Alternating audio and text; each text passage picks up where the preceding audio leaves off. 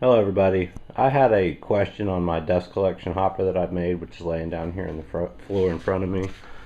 And it was, how I made all of these cuts to get all of this to lay out properly, because it is kind of weird to get all these compound miter cuts and then the miter cuts done. So I'm going to try to go through the procedure on the order of cuts that I've made best to my memory, and kind of give you an idea, and I'll get a closer detail on the actual cuts themselves.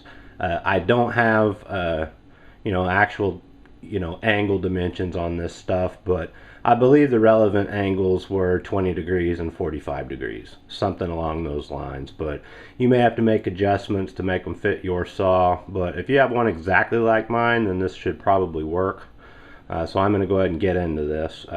The first thing that I did was I created this bottom flat plate for my saw. So I measured the outside dimensions that would fit under my saw, and I just cut a piece of square out of it. I did not cut the center out yet.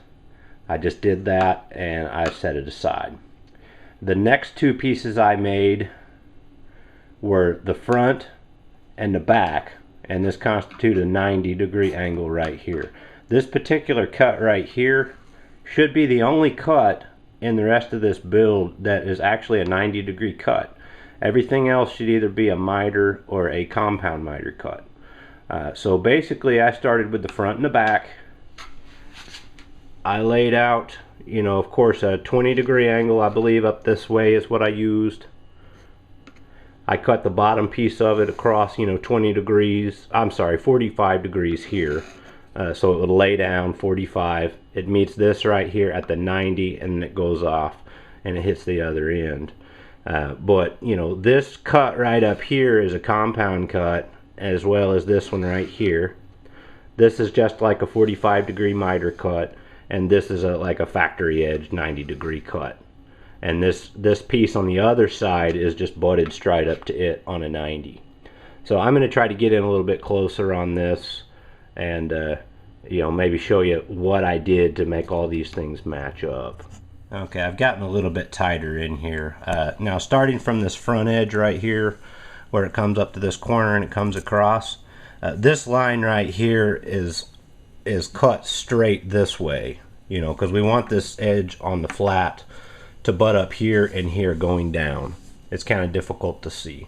So once I got these two pieces made, this one, let me turn it around, and this side here, all this action down in here, I went ahead and marked my port, and I traced around in here and cut the hole for it, but I did not put the port on until the very last. And then at that point I went ahead and secured the back, where the port would be, and then the front of the saw. I went ahead and secured it here. You may just want to tack it together in case you need to make corrections, and that gave me a surface to work off of to start making the sides.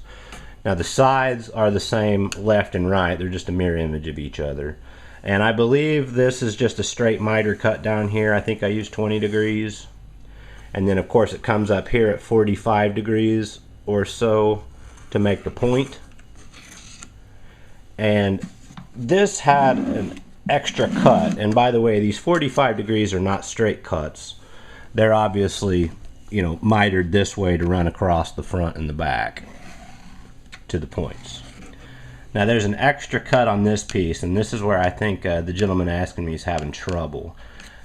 If I turn to this angle here and get in, I've got this stuff siliconed up, but you can see that the line rides in, and then right here it makes a vertical cut to meet this edge, and this is the cut that I made. And I believe the way,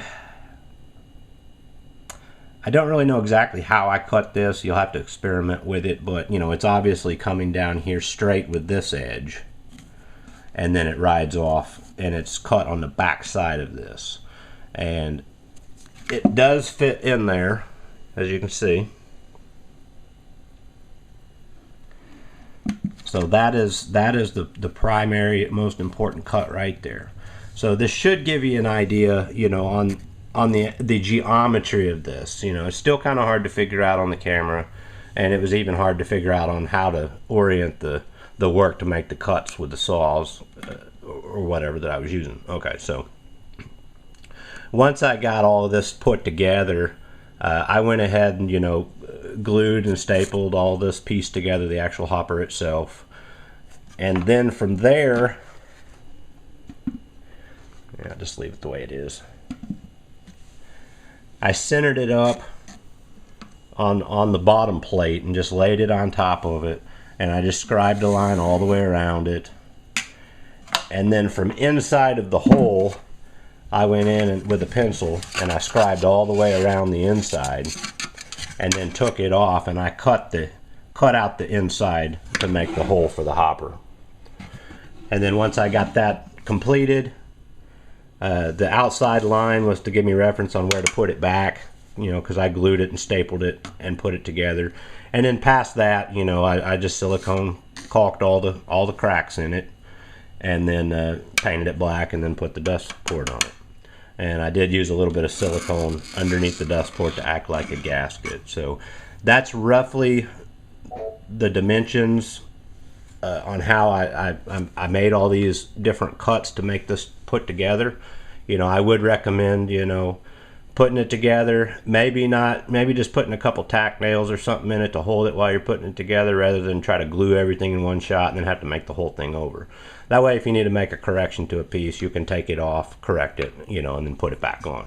And eventually you'll get there. You know, I'm not going to take the time, you know, to really measure this thing out and give exact angles and dimensions on everything, because obviously this is just one saw that this thing's been put on. So if you are going to try to make one, you'll have to, you know, make the changes to fit your saw, but other than that, you should be able to figure out something for you.